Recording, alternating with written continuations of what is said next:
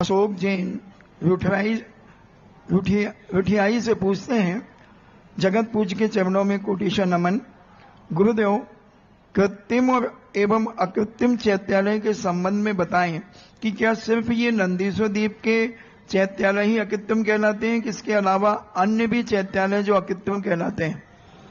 बहुत सारे असंख्यात चैत्यालय हैं अकृत्रिम।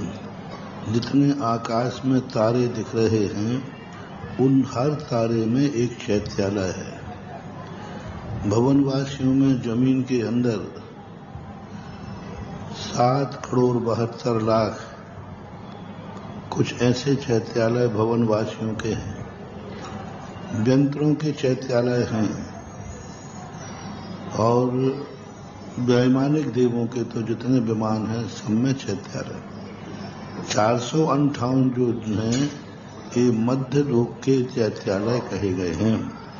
इसमें नंदीश्वर द्वीप भी शामिल है और रुचकवर 13वें नंबर का द्वीप है, वहां भी कुछ चैत्यालय हैं। तो इस प्रकार से 5 मेरु, पांचों मेरुओं के जितने चैत्यालय हैं वे सब अकृत्रिम हैं। 5 मेरु, असीजन धाम, तो ये सब क्या है? अकृत्रिम है।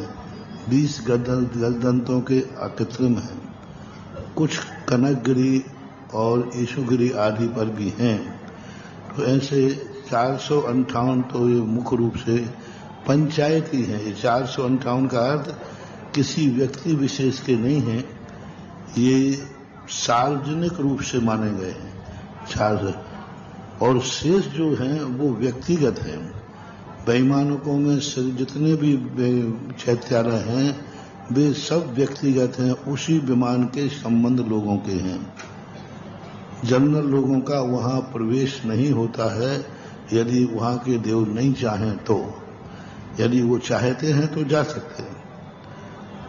और भवनवासियों के हैं वो भी व्यक्तिगत हैं और भवन में रहने वाले जीवों के। ज्योतिषों के असंख्यात चैत्यालय हैं वो भी व्यक्तिगत हैं। जिस विमान में हैं उसी विमान के माने जाते हैं। लेकिन ये 458 मध्यलोक के हैं, ये व्यक्तिगत नहीं है, ये सार्वजनिक है। नंदीश्वर व्यक्तिगत नहीं, 13वां द्वीप व्यक्तिगत नहीं, 5 मेरु व्यक्तिगत नहीं। तो मध्यलोक के 458 पंचायती मानो, यानी सारे 3 लोक के जीव कभी भी अपनी योग्यता अनुसार वंदना करने जा सकते हैं। मनुष्य भी विद्याधर जा सकते हैं। विद्याधर किसी विमान के चैत्यालय की वंदना नहीं कर सकते। लेकिन 458 में जो 2.5 द्वीप के अंदर हैं 5 मेरु की वंदना कर सकते हैं। आता है कि एक बार एक सेठ पांडुक वन की वंदना करने के लिए गए थे। मुनिराज भी पांडुक वन की वंदना करने जाते हैं। पांडुक वन की वंदना करके लौट रहे थे, उसी समय महावीर स्वामी का जन्माभिषेक हो रहा था, ऐसा कथानक मिलता है।